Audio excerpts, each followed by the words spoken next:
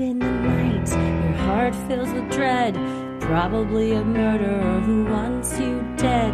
It could be a ghost, a demon, or worse. Perhaps you're the victim of a witch's curse. It's hopeless, you're doomed. You'd call a priest if you could. You'd rather just listen to who? Sinisterhood.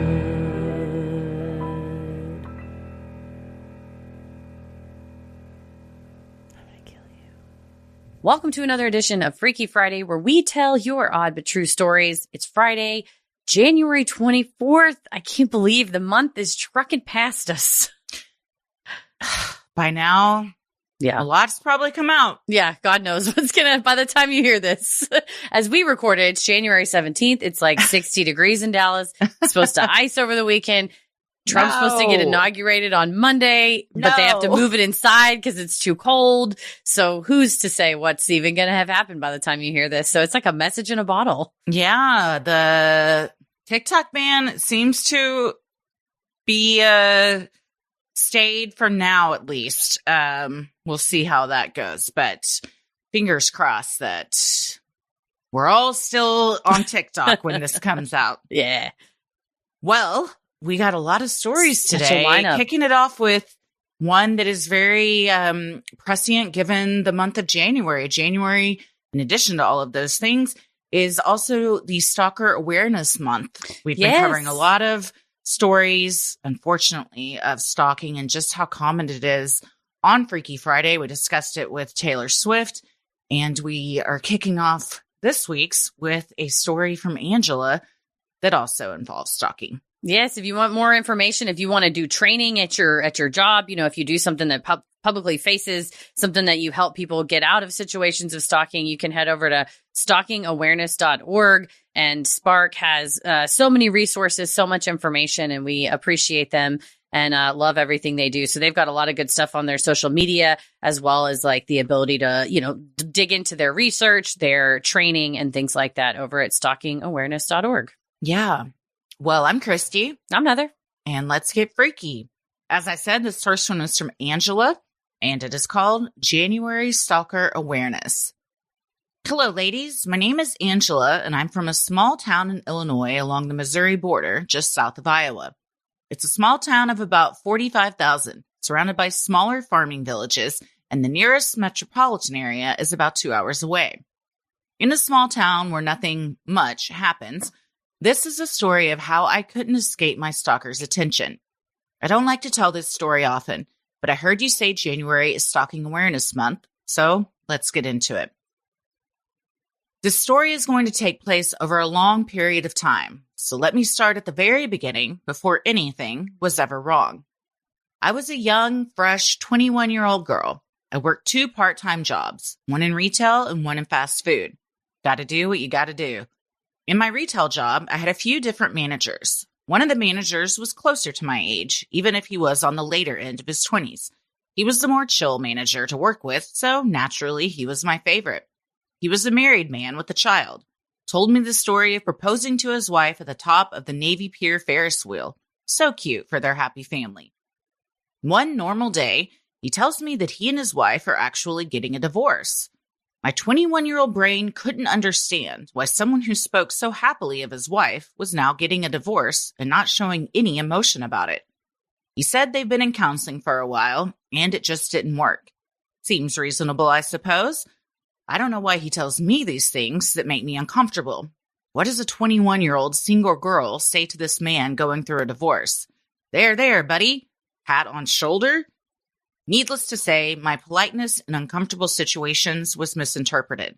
He became fixated. At first, I didn't realize what was happening. I had totaled my car in the snow, so he would help give me rides to and from work. We worked the same closing shifts often, and it made sense. He should want his employee to come to work and could easily help. No big deal. He started calling me. He wanted to talk about, I could see you in cute Batman underwear. Gross. Why are you talking about me in cartoon underwear to fulfill your nerdy fantasy? I used to like Batman until he ruined it. I quit that job, picked up enough hours and a promotion at my fast food job. While I didn't want to work in fast food, they kept giving me more money, and that is a good motivator when you have none of it. So, ties cut. I stopped answering his calls, so he started leaving things in my mailbox. My roommate would intervene and throw away a variety of notes, roses, trinkets. Eventually, I moved, and after extended no contact, I didn't see or hear from him. Let's skip forward a while. I'm now a 29-year-old single mom. Pokemon Go is all the rage. My downstairs apartment neighbors are my best friends, so we take walks and play.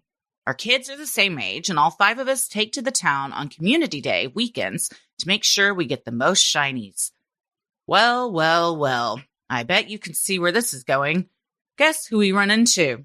Did you guess my old manager? You guessed correctly. We chit-chat, small talk, pleasantries, and then we move on. He is married again and has even more kids now.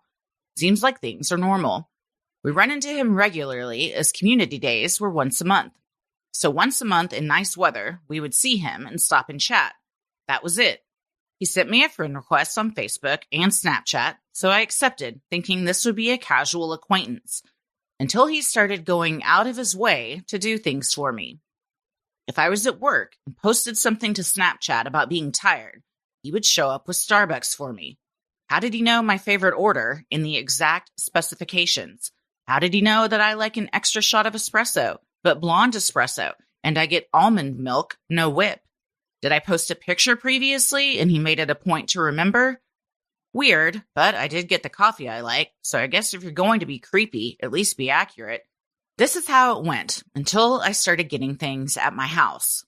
How did he even have my address? He would leave groceries at the back door that I use. How did he even know which door I use?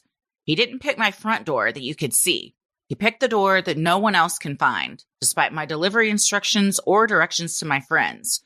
Instead, he found my door to leave me bottles of wine, my favorite white chip snickerdoodle cookies from a local sandwich shop, and more trinkets. This brings me back to, how does he know where I live? I got my answer from his wife. She told me that he had been over to my best friend's apartment to discuss polyamory. He met them with me in casual passing and wanted to ask some questions about being polyamorous. So he got my address because he knew they lived below me. After their conversation about polyamory, he decided to tell his wife that he is in love with me and would like them to be poly and pursue a relationship with me. Excuse me? Where was I for this conversation? I do not want to be in any relationship with you. I am not a penguin. I reject your pebbles you've been leaving me. The wife knew I had not done anything to bring this on and told me there's something wrong with him. That's a bit alarming, but I take the screenshots and send them to all our mutual friends. I then blocked him to let things fizzle out. Once he was blocked, he started using his wife's social media and Snapchat to continue to monitor me. I hadn't blocked her since she wasn't the threat. She reached out again to tell me that it wasn't her and that he had taken her phone. What the fuck is going on at that house? You'll need to get your shit together. They ended up divorcing. Again, this isn't the end of my story. Several months later, I get a message request from a new alternative Facebook profile he had made. This message says that he is going to be starting at my job and would like to take the kids to a park together. I don't respond and immediately reach out to HR. They had offered him a job in my same department. They said he even put me down as a reference. He told them that I wanted to work with him and told him all about the job. Had they bothered to even check the reference, I would have told them it was all a lie. Once I did inform them, they informed me that they couldn't withdraw their offer for employment. He hadn't even started or filled out the paperwork. You sure as shit can withdraw it? Illinois is an employment at will state. They could have protected me. As a healthcare facility, you'd think that would be a priority for them. But unless I had a police report, they would do nothing. Funny thing is, you can't get a police report without a threat of violence. Being a good employee for 5 years, they did not choose me. They advised me to tell him verbally to leave you alone. So I left that job. I quit. I left the job that I liked and did well because he took a pay cut and lied to get the same job as me. 3 years later, I'm at another new job. My quick replacement job had been horrible. I now worked in a secure building with security guards and locks that you can't get in without a pass. So no unexpected or unwanted visitors. Perfect. Until he gets a job there. Panic. Instant panic. It's been years. So many years. I'm now 32 years old, dealing with this same man that creeped me out when I was 21. In all this time, he had no criminal history, and people would scoff it off, saying things like, he's creepy, but he isn't dangerous. The thing is, I don't know what he's capable of. He had already crossed so many lines and disrespected my healthy boundaries with zero regard to my actual feelings. This job handled it better. He had already started, so they didn't fire him, but they did make sure to move his desk, inform his supervisor, and security. I had to take a personal leave of absence because I was sick with anxiety every day, and luckily had the most understanding supervisor. My friends in the office even reverse stalked him for me, so I knew which vehicle he drove. I didn't want to be caught off guard. I don't know what changed one day, but I was tired of being afraid of him. I was tired of adjusting my path to avoid him, tired of looking around and looking over my shoulder, trying to see him before he saw me. I was so done. I bumped into him in the hallway because I'm too short to see over the taller cubicle walls in the front of the office. Instead of saying anything or politely smiling and darting away, the face and sound I made could be best described as visceral disgust. Suddenly, I felt a little better. Bumping into him was treated the same way as stepping in dog shit. He did get fired by my employer after being arrested for assault on his girlfriend at the time. Friends who know the story better told me that he had her in a headlock and was going to kill her. I'm normally such a mouthy person. If you make me uncomfortable, I'm going to say something to make you uncomfortable too. It makes me so mad that I can stand up for myself and strangers in any situation except this one. I felt like I didn't know who I was because I was so afraid. That's not like me. I'm not scared of anything. Well, I'm not scared of anything rational. So in addition to being afraid of some loser guy, I was also mad at myself for being afraid of that. Last time I saw him was in the mall about 2 weeks ago. While I was still alert and anxious, I now carry a retractable police baton, and I'm not afraid to whack some shins. I met him 14 years ago as my manager in a retail store. In a small town like this, it's inevitable that I'll continue to bump into him places. Luckily, I don't see myself changing jobs anytime soon, and he can't come back. He's blocked on all forms of social media and doesn't have my address. Hopefully, that is the end of my stalking story. This is exhausting to read, Angela. Like the idea that you, that's what I'm saying. To read it, much less for 14 years that you take a job when you're 21 and you're like, oh, this manager's cool. He'll give me a ride. Having no idea that he is, we all could tell, is a violent abuser. Yeah. Because of how he got fired from that final job. But this is so insidious. Such a long time. So many people involved to get Angela's information, like the neighbors, right? Yes. Things like that where like people like you just bump into them. Bump in. No, right? It's hard for me to think that like, oh, this was an accident. You know? Well, in the moment you're like, oh, what a weird coincidence. And then you're like, oh, he was putting groceries in my hidden back door. Dude. And like, how do you know my coffee order? I've never told you that. No. So you're probably stalking my reels, my Snapchats. You have seen me post something. Mm-hmm. Take a screenshot of that and then you file it away in your creepy ass files. Yeah, and wait until she's just like, I'm tired someday. That's so eerie. It's so invasive, and I'd like hate it for you. I love, Angela, that you said I'm not a penguin. Like just because you leave things out, like, oh, I want to be part of this type of relationship that I wasn't even trying to pursue. That you're, by the way, I've known people in polyamorous relationships. It is my understanding having a specific person that one person is like into or likes is sort of not the point of it. You know, at that point, it's sort of like you're allowing them to cheat on you. Yeah. So not to mention he was non-consensually pursuing you. Like you did not say, oh yeah, let's date. We'll look into it. It was like completely on his own accord. Like I hate people like this. I just hate men like this that feel that they're entitled to a woman's time, that feel like she'll love me by getting a job. I don't think any person like this would listen to the show. But if you ever once thought, I think I'll go lie to get a job at a person's, I like go talk to someone who can shake you by the shoulders and go, what the fuck is wrong with you? Mm-hmm. Because I'm like, where's your mama at? Where's somebody in your family that's like, what are you doing? You're chasing this girl to her second job? They probably don't know. Right. I mean, the wives might, because they sound like, if he's that obsessed, obviously he mentioned to the second wife, I want to pursue a relationship with her. But again, I agree. It's just like a loophole for cheating at that point. Yeah. It's so scary. And I'm so sorry for you that you still live in this town. You saw him as recently as a couple weeks ago. And a lot of times with stalking, we see that it doesn't really end until, unfortunately, they have a new target. Yeah. But it seems like for 14 years, you've been the target. Yes. And it's such it was not 14 years. It was probably about 14 months when I got stalked by an ex. And it was that where you block them on Facebook and then they get a new Facebook and your stomach just drops, or you think you've blocked all their emails and then you get a new email and from the subject line, you know, it's them and it drops. And I was just praying, like, just find someone else. Like, just what is it? You don't want them to, because you don't want another person to go through it, but you're like, anything to keep myself safe. I didn't think that. In fact, I thought go take a long walk off a short pier. That's pretty much what I constantly thought. But, you know, I'm like, just like, what is it about me? But it's like not about us. You know what I mean? Yeah. It's their fixation. It's their problem. But you feel that same guilt I felt, Angela, of like, I can usually stand up to these people. Why can't I do this? And like, what is it? Because I think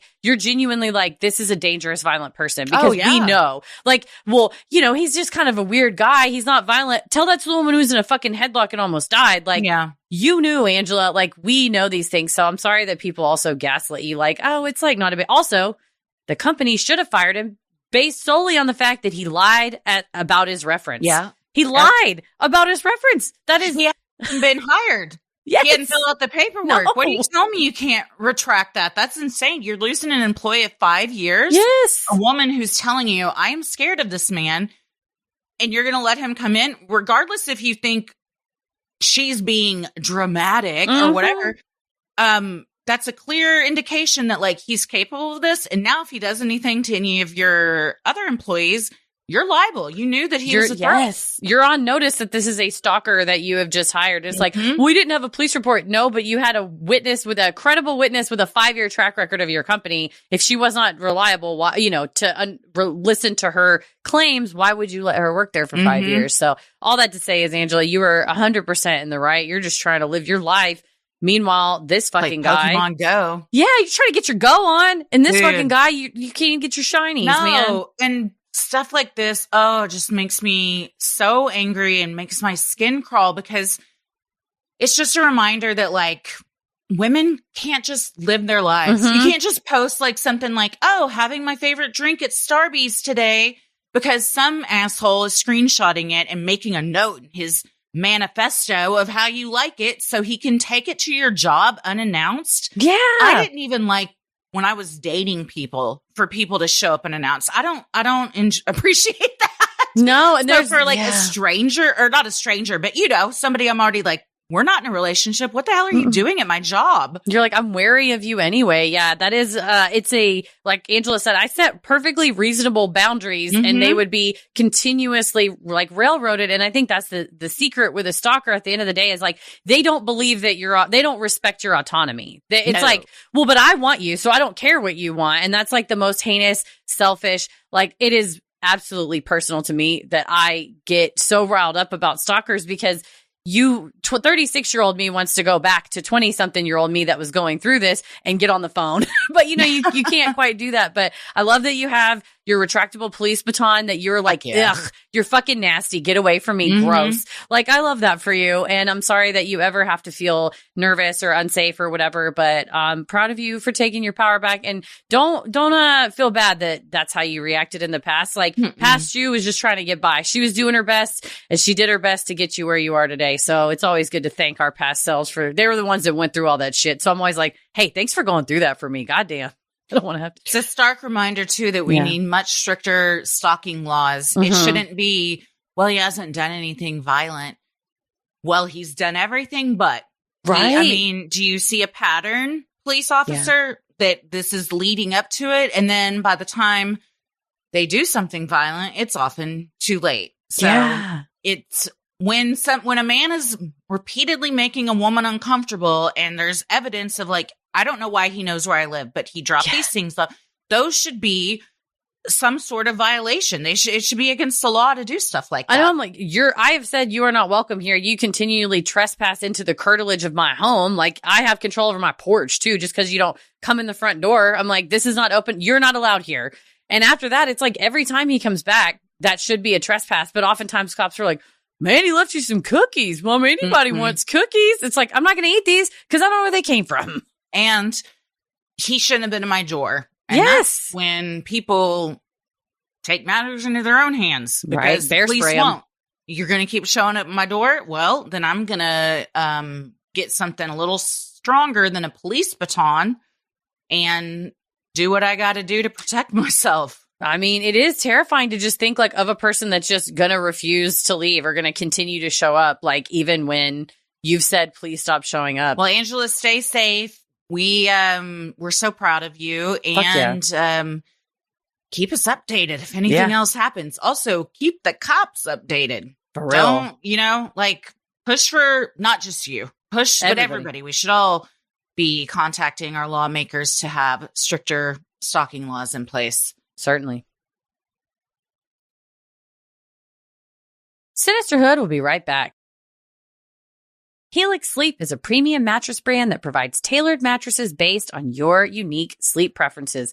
What do you love about your Helix? Oh, the list of what I don't love would be shorter because there's nothing on that list. Yes. I only love everything about it. How comfortable it is, how I can't feel Tommy flopping around. If you've got night terrors and you're like, I can't handle this person in the bed anymore, get a Helix. You won't even know what's happening. You will not feel them. I know. I have a Helix as well. I just sleep so well now. I get upset if I can't sleep in my own bed. We're going to do a little weekend away soon and have a house sitter. And I'm just like, but can I take the mattress with us? Like, is it weird to put it on the top for the road trip? No. Okay. Well, it's fine. It's fine. It's so good. I'll miss it. So if you're like thinking, I hate going to bed, sleeping sucks, get a Helix. You'll love it. You'll never get out of bed. Oh yeah. No, it's great. It's both of our kids now have them. We're a Helix family through and through. Next thing we need is just to get Petal a little Helix mattress and we'll all have one. Can you imagine a little bitty guinea pig mattresses? Stop it. A tiny little Helix for the guinea pigs. Go to helixsleep.com/creepy for 20% off site-wide plus 2 free dream pillows with mattress purchase. That's helixsleep.com/creepy for 20% off site-wide plus 2 free dream pillows with mattress purchase. helixsleep.com/creepy. Well, this next one is from your child Anonymous. Yes. And it is called New Dad Lore Dropped. How my dad accidentally harbored a fugitive. Before I get into the story, I just wanted to mention how much I love your podcast. You guys kept me company for many lunches in high school after all my friends decided I was just too much, and to college where I found people who were also a little too much for everyone else. This podcast made me feel less alone and gave me hope that I would find friends who wanted all of my energy and passion. Because you guys found each other even after being told some of the same things I was. All to say, thank you gals for being around when I needed it and continuing to feel my ears as I try to drown out the terrifying sounds of my own brain. Into the story. My dad likes to randomly tell us these insane stories from his life. My brother and I have taken to calling them Dad Lore Drops. The story I'm going to tell today is about how my dad accidentally harbored a fugitive. My dad went to the University of Florida in the early 80s, where he and his friend group began traveling to the Everglades for a week-long fishing and canoe trip every spring break. By the spring of 1991, it had been a while since he had been back to the Everglades, but he had recently gotten a divorce from his first wife and was, quote, soul-searching. So when his friend John from college said they should take another trip to the Everglades, he was excited. They planned the trip and their route. The night before they were supposed to leave to start their trip, one of the guys who used to go to the Everglades with them showed up at my dad's house. This friend, who I'll call Mark for simplicity, said he had just finished his stint in the Army and had just gotten back. No questions asked, Mark was added to the trip. I can't explain why they did this, but it was the 90s. Things were loose. They embark on their trip. Their turnaround point was a place in the national park called Watson's Place. Watson was a guy who used to hire people to work on his farm, but instead of paying them, he just killed them. I mention this because Watson's Place is infamously haunted by the outlaw himself. It was gunned down in 1910 by vigilantes from the nearby town. I think it adds another layer of creepy to this story. On the second night of their trip, in the firelight, Mark reveals that he has not been released from the army. He was AWOL.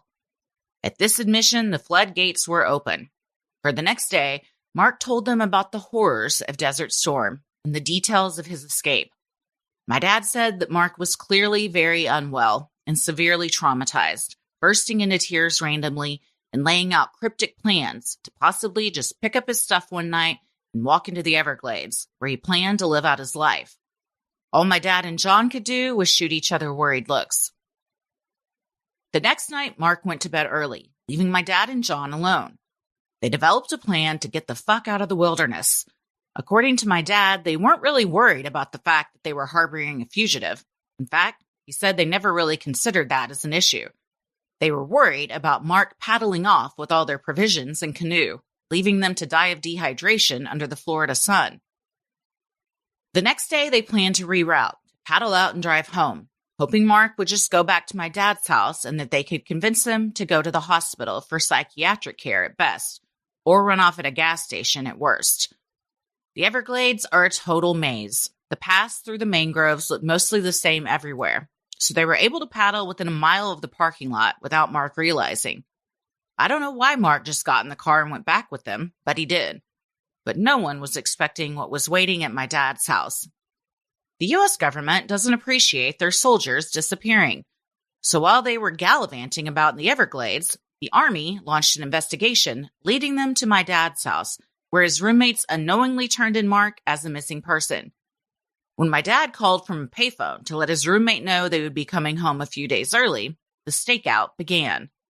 The deserter apprehensions team waited for my dad to pull into the driveway. When they pulled up to the house, the car was surrounded to everyone's horror. They arrested everybody. My dad and John were arrested for harboring and assisting a fugitive, but were eventually let go after many hours of explaining they didn't know he was AWOL. Mark was sent to the federal prison in Leavenworth, Kansas. Both my dad and John were required to testify at the trial. It's safe to say that was a good way to ruin that friendship forever. I think Mark should be out of prison by now. He and my dad haven't talked since the arrest. Back to the context. My dad dropped this on me and my brother while we were watching some movie that mentioned the Leavenworth prison. He just casually said, "That's where Mark ended up," which led to the reveal of this story. I don't know why he randomly drops stories like this. I think it may be a dad characteristic, or he just thinks he's already told us, but it always leads somewhere fun. This was my dad's last trip to the Everglades, but I'll be taking his canoe a year from now on my own Everglades adventure in the spring of 2026. Unlike my dad, I will not be taking any last-minute guests on my trip. I'm not looking to make harboring fugitives a family tradition. Love the podcast. I hope you enjoyed hearing this story as much as I did. P.S. I don't have any real evidence, but I did attach a picture of my dogs and a photo of me and my dad on his dream trip to Alaska, where he succeeded in catching a salmon. He is the only guy where fish pictures are a green flag. Oh, what a sweet picture of you and your dad on that boat. Good for him for getting his salmon. You go all the way to Alaska. You want to catch something. You better hope you get a salmon.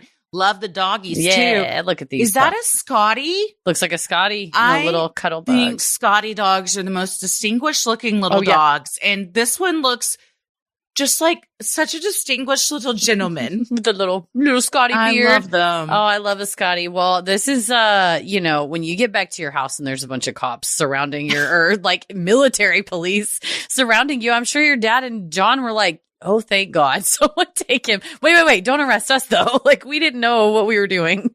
This might sound ignorant, but if there's a trial, like you're charged with something, if you go AWOL? I think so. Yeah. You're not allowed to just leave. I think you get court-martialed and then they would ask, what did this person say to you in the woods? Like, when did he show up? What did he say to you when you were at the house? And yeah, I'm sure the fact seems like you should be able to leave if you want to. I don't know. It's You're like, weird. I'm pretty sure I can go. And they're like, you cannot, but you can't. You sign a contract. You say, I'll stay this many days, this many years. and they do not like it if you leave too soon. But it sounds like Mark needed way more than just prison. Like, if he had seen some horrors and he had some PTSD or something like that, I'm glad he got a couple days with his buddies out in the Everglades. But that is terrifying when you're on a trip with, like, say you're going to go on a big long hike or something like that, anywhere where your provisions are like vital to your survival of coming back. When a member of that trip expresses like, maybe I'll just take everything we have here and run out to the Everglades or do something where it sounds like it would be dangerous for them, dangerous for you. I think your dad and John made the right choice to be like, we're going to just take it early. We're just going to shut it down. Let's just go home. Let's go home. Yeah. I hope Mark got the help he needs. It definitely sounds from what he told your dad and John that he'd seen some horrors that struggling would make anybody want to leave that job. And that's the thing. You're not getting them help. You're arresting them and putting them in prison and then having them go to a trial. So it doesn't seem like it's going to help them really. Yeah, it's not going to resolve the original issue. And I think I'm very afraid of the Everglades. I'm afraid of like swamp-like things. Yeah, I don't like gators. Or gators or all that. So I think it tells you a lot, a person who's like, I'll just walk off into the Everglades and who cares what happens. Not to say, oh, this is a nice, like, lovely forest area. Maybe I'll build a cabin on here. That's quite different than I'm just going to walk into the Everglades. So yeah, I hope they got him something while he was there. But your dad and John, that is quite an adventure that you just call back then too, because you don't get a text from your friends going, the military police just showed up looking for you. It's just like, I don't know. I guess I'll just wait till he calls from a payphone. Yeah. I think it's brave to just go on a canoe trip every year through the Everglades, period. Wild. I'm not trying to. I mean, I don't like mosquitoes, so that's going to keep me out. But not to mention all the snakes and gators and various other things. And just that's going to be a lot of canoeing. It's a lot of arm movements. A lot of arm work. I'm not ready for it. Yeah, too much arm work. But enjoy. Send us pictures from your Everglades trip, though. I hope you have a good time. That sounds like a badass trip. In your dad's canoe too. That's like so magical. I love that you're keeping the tradition alive. Hell yeah. Sinisterhood will be right back. I just went to lunch today with a couple of coworkers that I worked with in a job like before the pandemic. And just, you got to catch up with people. And it's very nice when someone's like, oh my gosh, you look great. And I'm like, my skin I felt very confident. I have no makeup on, but I felt very good and moisturized and everything because I've been taking care of my stuff because I talked to an expert in the comfort of my own home via my phone, which I love. Yes. Got it. Yes. I love a doctor's appointment where I can just like do it from the couch. It's a dream team. Yes. Feeling confident in your skin starts with getting expert care. That's why we're excited to partner with Apostrophe. Whether you're dealing with acne, signs of aging, or dark spots, Apostrophe helps you get access to the right treatments for your skin. Apostrophe is an online platform that connects you with an expert dermatology team to get customized acne and dermatology treatment for your unique skin. Through Apostrophe, you can get access to oral and topical medications that use clinically proven ingredients to help clear acne. Simply fill out an online consultation about your skin goals and medical history, then snap a few selfies, and a board-certified dermatologist will create your initial customized treatment plan. Apostrophe offers access to prescription treatments for all types of acne, from hormonal acne to facial acne, and even back, chest, and butt acne. It's super easy to do. Like they said, you just snap a couple of selfies, answer some questions, and then from there, you get recommendations. You can either say, I like this, I don't like it, I've had experience with this type of product or not. So it really is not a one-size-fits-all. It is very customized to you, and it just cannot be easier because you just do it whenever you have time, send it in, and then you get your plan sent back, and you can assess it, and then they just mail it right to you. What do they give you as a thing what was your plan? I got tretinoin as well as sunscreen and also something like that on my own. I'm like, I don't know that I'm supposed to also wear sunscreen with that. So they give you full instructions and mail it right to your house. It's totally easy. Perfect. We have a special deal for our audience. Get your first visit for only $5 at apostrophe.com/creepy when you use our code creepy. That's a saving of $15. This code is only available to our listeners. To get started, just go to apostrophe.com/creepy and click get started. Then use our code creepy at sign up and you'll get your first visit for only $5. Thank you, Apostrophe, for sponsoring this episode.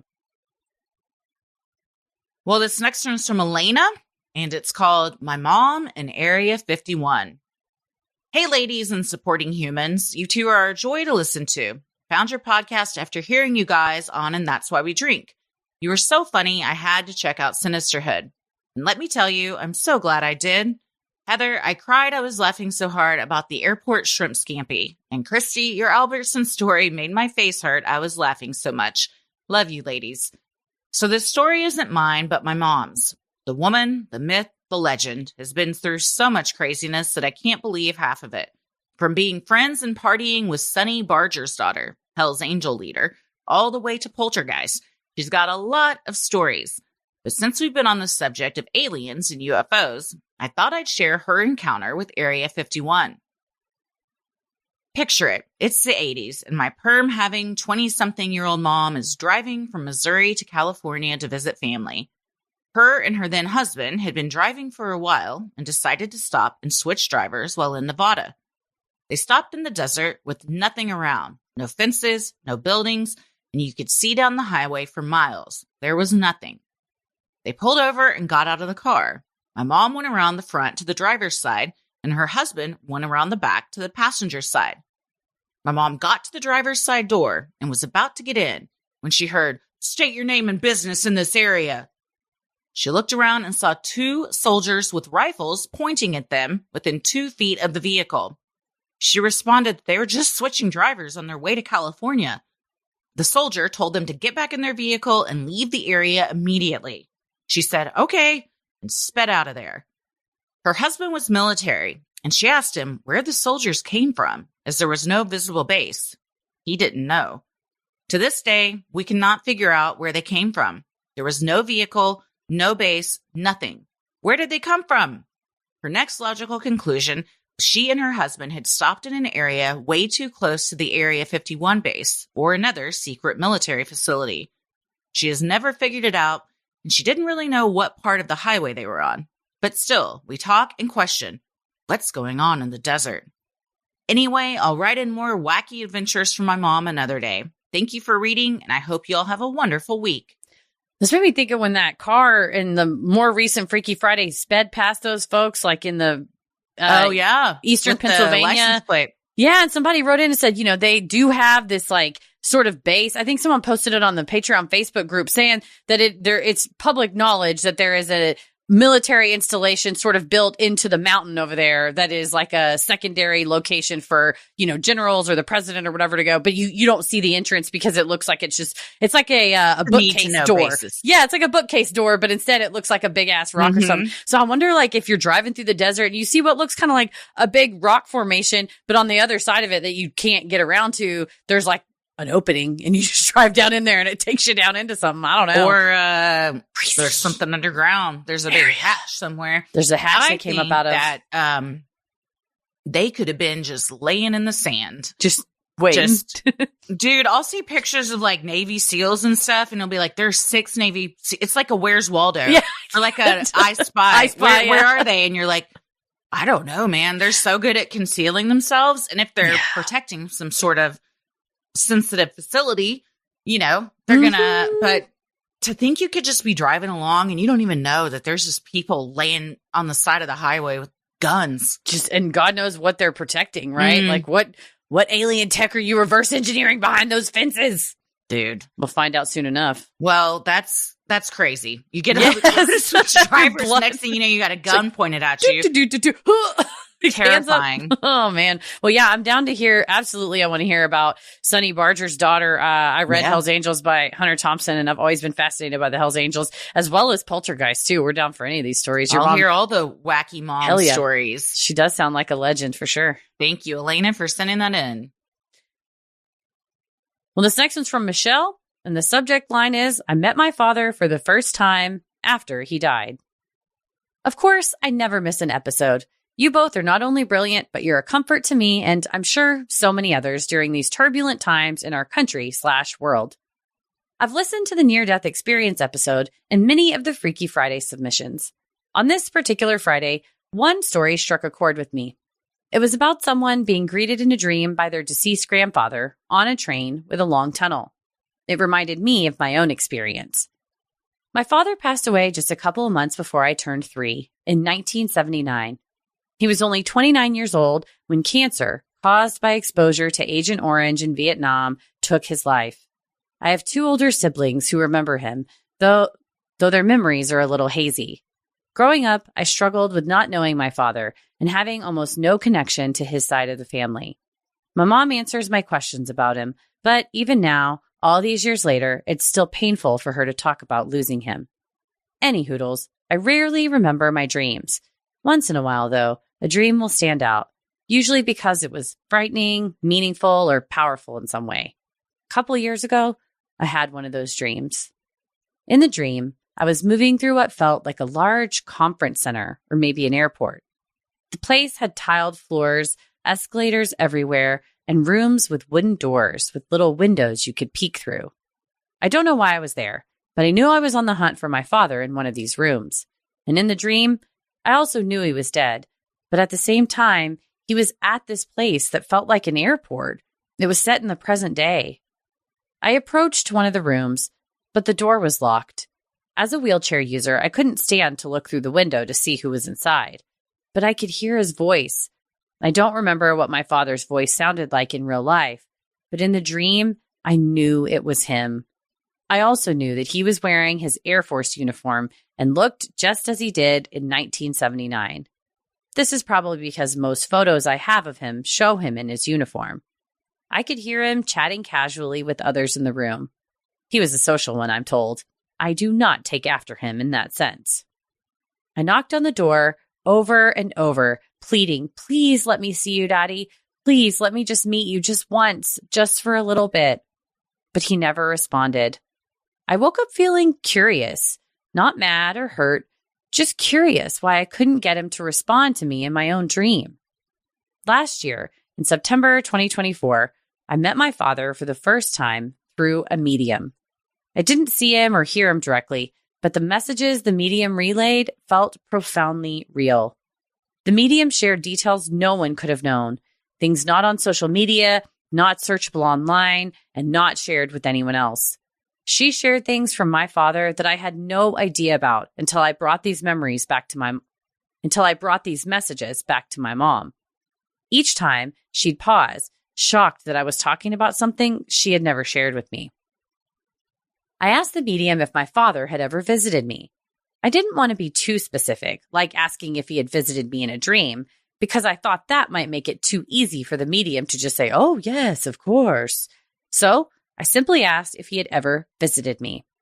The medium said yes, but wanted me to know that he wasn't, quote, visiting me because he's never really left me. He is always near. He said he, quote, wanted to open the door and let me inside, and he wasn't ignoring me in the dream, not on purpose at least. The medium explained that her interpretation of what my father was saying was that I would have wanted to go with him, but it's just not my time yet. He had to protect me from leaving too early, but he would be right there at the front of the line to greet his miracle baby. I was born with a birth defect. As soon as it was time, and he would be accompanied by all of my beloved doggies that he's taking care of and loving on until I get there. By the way, miracle baby is what he often called me. I never mentioned that to the medium because I had forgotten about it until my mom reminded me. It brings me comfort to think I heard his voice and was close to him, even in a dream. Writing this has been cathartic. I'm crying healthy and healing tears as I type. I know this isn't a near-death experience story or a story about foreshadowing someone's passing, but all the other incredible stories reminded me of this dream. Thank you for reading this. It means so much to me to share it. I don't have any other evidence other than the last photos of me with my father, one right before he was diagnosed with cancer and when he was in the hospital about a month before he died. I also included a photo in his U.S. Air Force uniform that I dreamed he was wearing. And just for funsies and to say, hey, look at me, I included a photo of present-day me and my loving husband, Dan.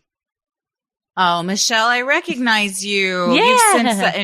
You've come to our live shows. Thank you so much. Oh, sweet daddy. I love these pictures of you and your dad. And I'm guessing that you and your husband recreated that kind of with your picture of him looking lovingly at you as you were looking lovingly at your dad. That's cute. So sweet.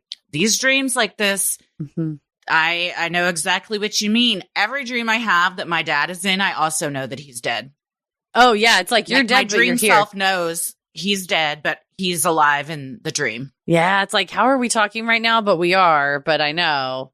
Yeah. It's those close kind of like where you're within a certain distance. It really is different than sort of like, oh, I dreamt this memory of when I was a kid. It's like you said, it's like present, like Michelle said, like it's like present day and you kind of understand what's going on. But I'm glad you got to have a good experience with that medium and, you know, feel a little bit closer to your dad, especially with stuff that otherwise, you know, maybe what, you know, she couldn't know from Googling or something like that, you know, feeling like you're getting a good message. These sweet pictures of you all together. Sweet girl. Let me know the name of this medium because I've never had a experience that just blew my socks off. Oh, yeah. I've been to many of them. My sister got me a medium reading for my birthday and I was very impressed. And then my cousin had the same experience with that medium as well. And she's on TikTok. Her name is Ashley Visconti on TikTok. And I had a great experience. And when I referred my cousin, who's Uncle Jerry's daughter, we talked about, you know, different messages that we got and things like that, that were very the target, the person that otherwise you would not be able to glean from social media or from things like that. So it was very interesting experiences. You know, you kind of take them with a grain of salt, but it definitely makes you feel a certain way. And especially if you are reaching out for that type of meaning when you're like, I don't want to ask, did he visit me in a dream? But she's able to say, oh, yeah, he visited you on that dream, by the way, and was on the other side of the door. And you're like, huh. Yeah, that's wild.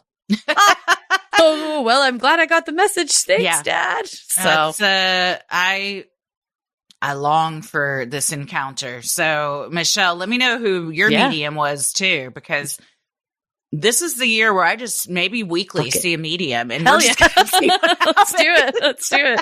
Well, we appreciate you sharing your story. Why did Christy go bankrupt? Well, listen, she spent it all on psychics. Yeah. Guess what, though? That medium living great. She's living great. But she got her answers. Yeah, she did. Oh, well, thank you, Michelle.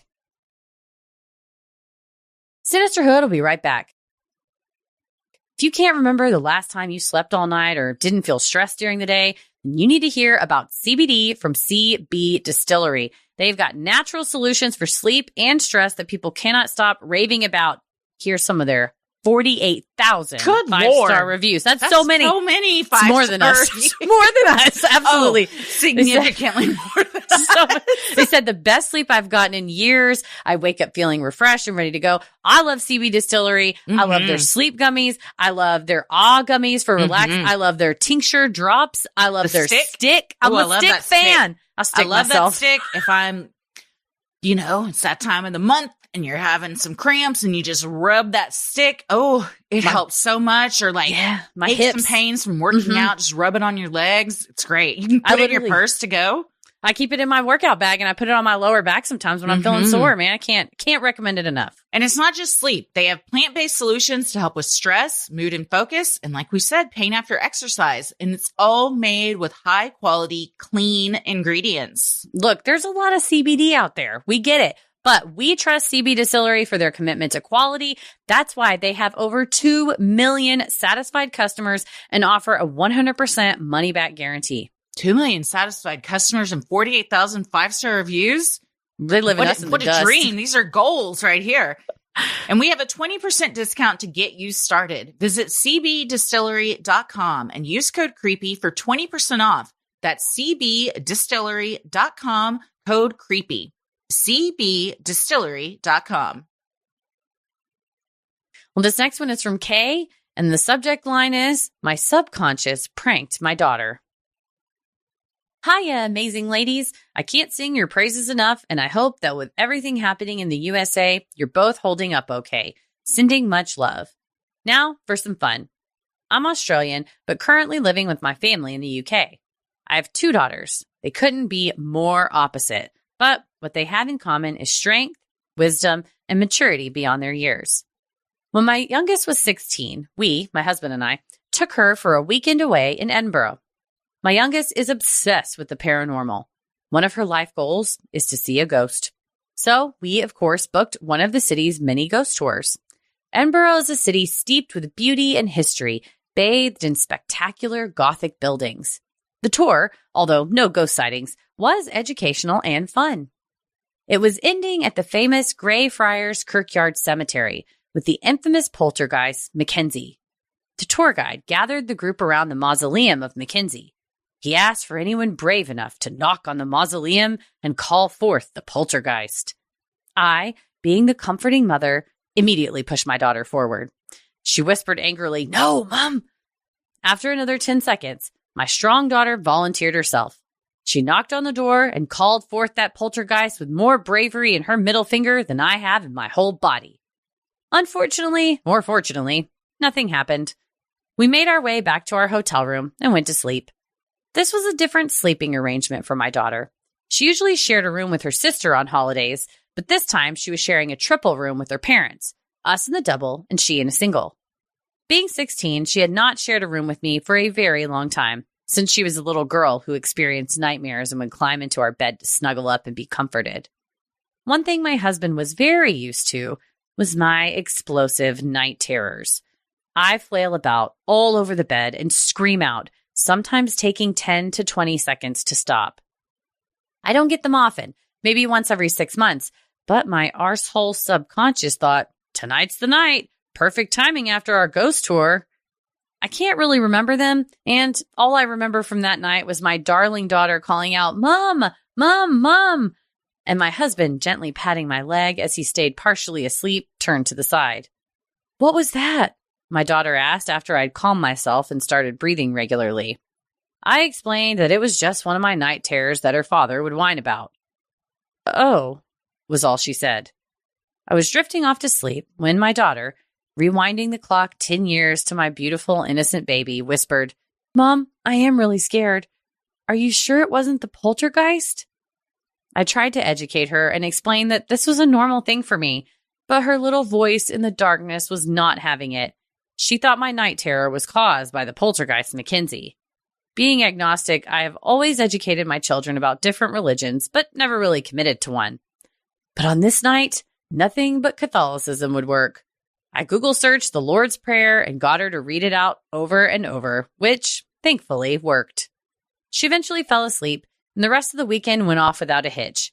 She immediately told her siblings about their mother's night terrors, and they all now have a new appreciation for their father. Going forth, we will still share a triple room, but she tells me sternly that I am not to have another night terror with her in the same room. My subconscious, like myself, must be a tiny little bit scared of my daughter because it's never happened again. All our love, K and C. Also, we have to say, happy birthday! Happy 18th birthday! Your mom said, "Can you please wish her a happy 18th? We are so proud of you, precious baby girl." Oh, well, happy 18th. What a great 16th birthday. And hell then yeah. I hope you do something equally as memorable for your 18th. May I just say, 20 seconds. If everyone just stops what they're doing and just waits for 20 seconds, and then you think you're trying to sleep and someone out of nowhere just starts screaming bloody murder, thrashing about the bed, I don't know that I'd ever have a peaceful night's sleep again because I'd always be on eggshells that it could happen at any moment. I mean, really, it's been probably almost like 2 years since, maybe, God, longer than that, maybe 3 years since I've had a night terror. But I didn't tell really Paris about that when we were dating. And then the early times it happened, he's like, "Oh my God, Jesus Christ." Because you're just like, ah!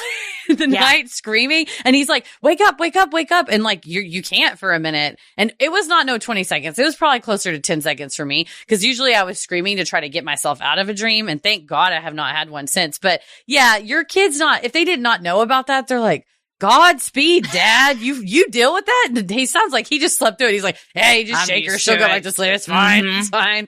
But yeah, your kid's like, "Did the ghost do it, Mommy?" The timing was a lot. So I would good. Also have thought, well, Mackenzie just waited. She was just waiting until a little bit later. Lurked until you're waiting in your room.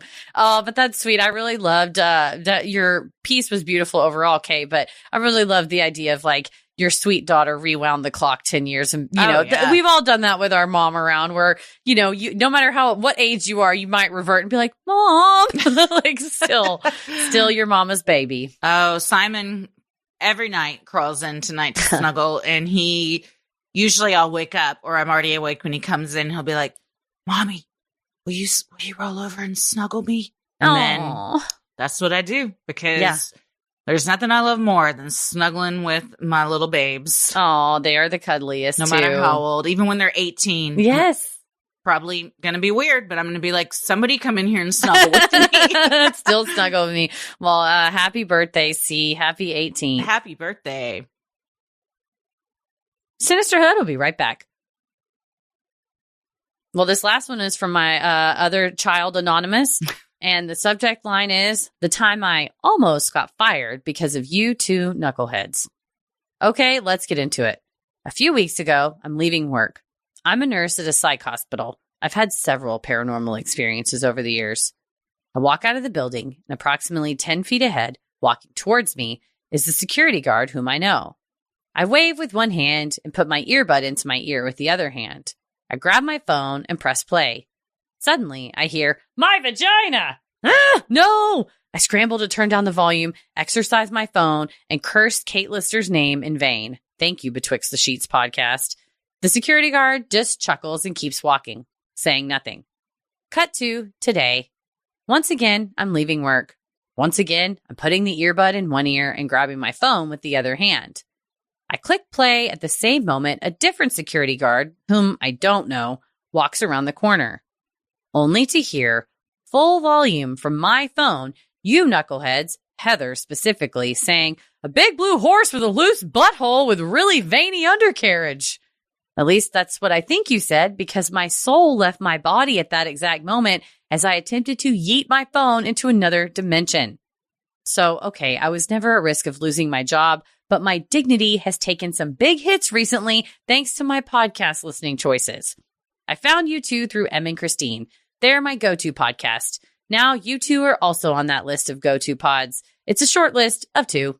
I'm hearing now, as I binge all 300 plus episodes, that you two were here in San Diego just a month or so before I started listening. Go figure. Christy, you sound like an amazing mom to your 2 little ones.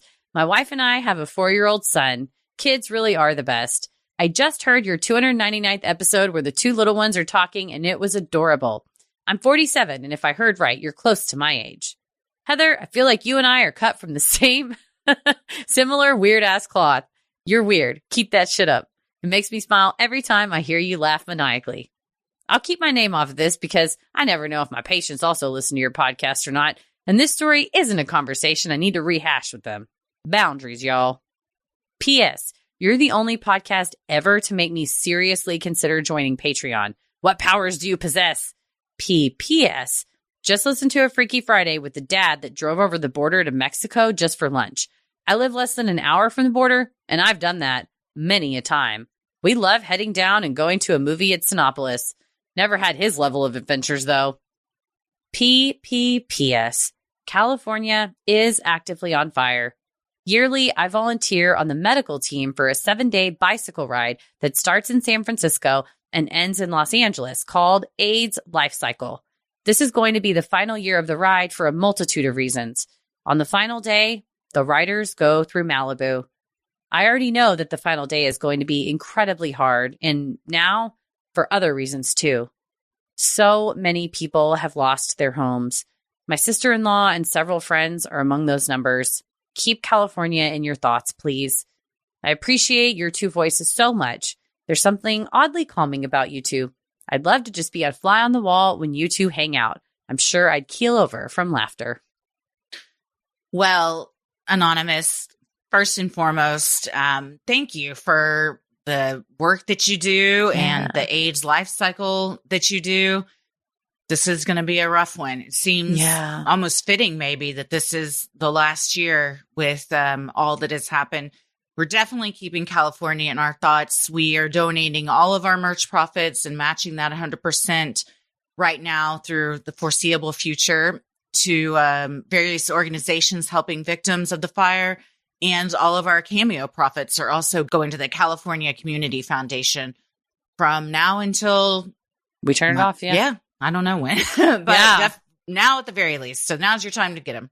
No, certainly. I think we just checked and most of the fires are out, but the Palisades one is only 20-something% contained as of our recording. The Eaton fire is like 40-something% contained. So they are still active, ongoing, And luckily the winds have somewhat died down, but you know, when you're at the mercy of Mother Nature, like that, you just can't predict it. But it looks like that a lot of the rebuilding efforts have begun insofar as just volunteer crews coming and moving debris away, getting materials, items that people need, you know, the public library distributing masks and things. And I saw like the Boys and Girls Club trying to, I think kids really they get the short end of the stick sometimes because we think, okay, well, you got to have a place to live. You got to have, you know, socks on your feet, you know, shirts on your back, which I agree. But kids also need a place to play. So I saw Save the Children was out doing like camps so that kids can like have some sense of normalcy and stuff like that because they deserve, community normalcy, you know, as normal their schools as you can burned get. Down. Yeah. Their schools with new people, their friends, everything down the street don't live there anymore. It's real destroyed. Rough. It is. So yeah, whatever. If you want to help us, help folks, do that, or just do the good you can, however you can, whatever that looks like, because we can all pitch in. Yes, absolutely. Well, thank you so much for sending that in, and sorry, Anonymous.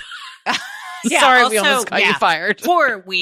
But sorry, got sidetracked with the awful fire and forgot that you twice now have really let everybody at your work know, specifically the security guards, what content you're into. But I love it. I when I first was reading this, I was like, oh, did we owe my vagina? Could have been. And then I realized that was a different podcast. I mean, we talked about the blue grundle, though. Certainly. And you know what? Perhaps you just made a new friend because he's going to be like, so what were you listening to? Yeah. Made 2 new friends. For sure. Well, thank you for sending that in, Anon. Yes, and thank you to everybody for sending in your Freaky Friday stories today. If you have an odd but true story, maybe you've encountered Bigfoot, you've seen a UFO, you had a brush with true crime, or you felt the presence of an otherworldly being, send them in at sinisterhood.com/Freaky Friday.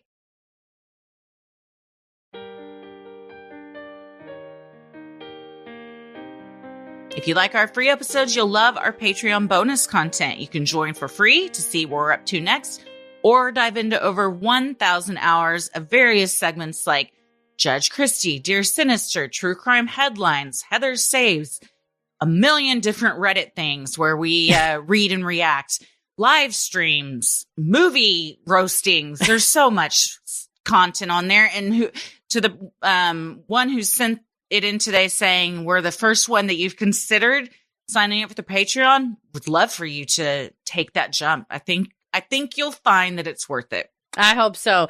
We just did an unpopular opinion. We got a True Crime Headlines coming out. By the time you hear this, we've also got a Judge Christie coming up. We've got a Heather Saves coming up, both of which I'm very excited about. And if you're not sure how it works or whatever, you can do a free trial. Join for free for a week, see what we're up to, and cancel before the trial without getting charged, or stick around with an annual membership and get 1 month free. Mm-hmm. There's a lot of free stuff too if you just sign up as a free member. So don't forget. And you can head over to sinisterhood.com and click shop on the top banner to check out merch like t-shirts, mugs, totes, stickers, and even clothes for your kiddos. Like Christy said, we are sending 100% of the profits and proceeds from that to California Relief Foundations, as well as matching it 100% for the foreseeable future. And don't forget, if you're a Patreon, to check out the pinned post on Patreon for your discount code.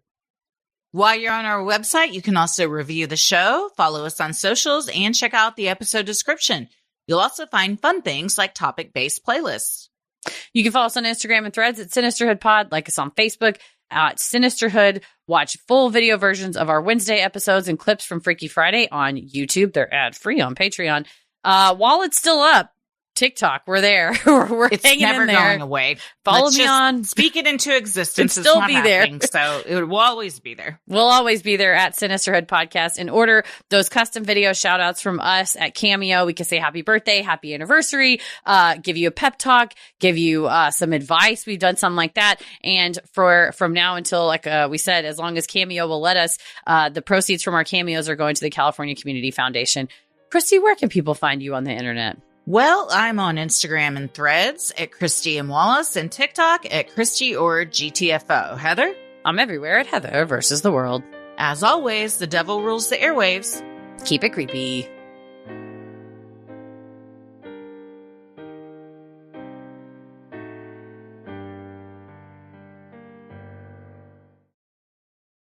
Sin